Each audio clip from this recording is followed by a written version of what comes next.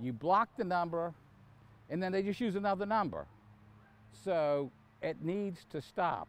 71-year-old Charles Steinert says he has had enough of continuous unwanted phone calls. My favorite one is when I got a call from somebody reporting to be an IRS agent about back taxes, and they were going to put me in jail.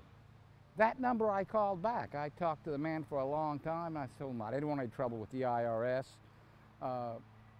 Let's see what we can work out. And after he's giving me numbers that I owed that were roughly equal to the national debt, I said, may I ask you a question? He goes, yeah. I said, you're at the collection desk, so you have my amount and my name.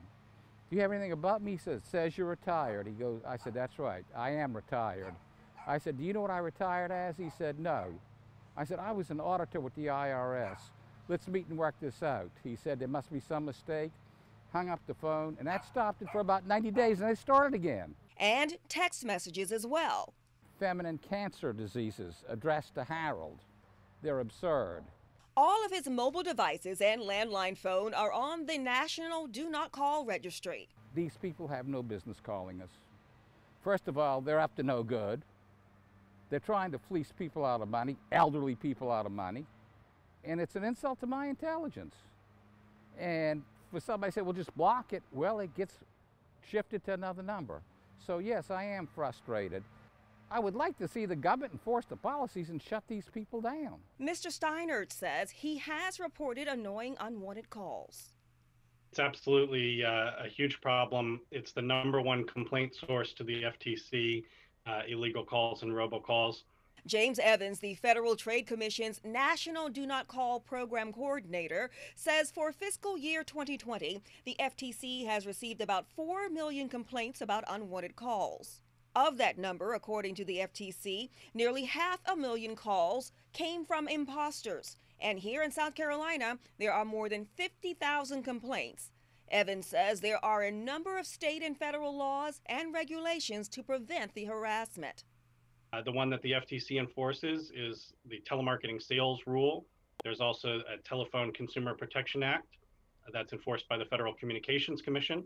Importantly, we ask people to report complaints of unwanted calls to us so that we can investigate and determine where calls are coming from and bring law enforcement actions, which we do all the time. People can report unwanted calls to us at our new report intake form, reportfraud.ftc.gov. Reporting unwanted text messages and unwanted videos sent to your phone is also important for us to target our law enforcement, and I'd encourage people to report that to us as well.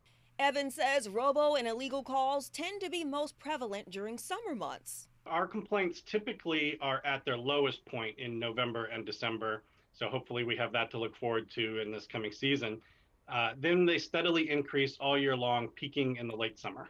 Yes, scammers can change the numbers they call from so they can continue to call. But there are several call blocking options that you can explore for your home and cell phone to help you silence the phone call. Use the built-in blocking feature on your cell phone, contact your service provider, use a call blocking device, download call blocking app. But if you're still getting unwanted calls and your number is on the DNC list, the calls are most likely from scammers.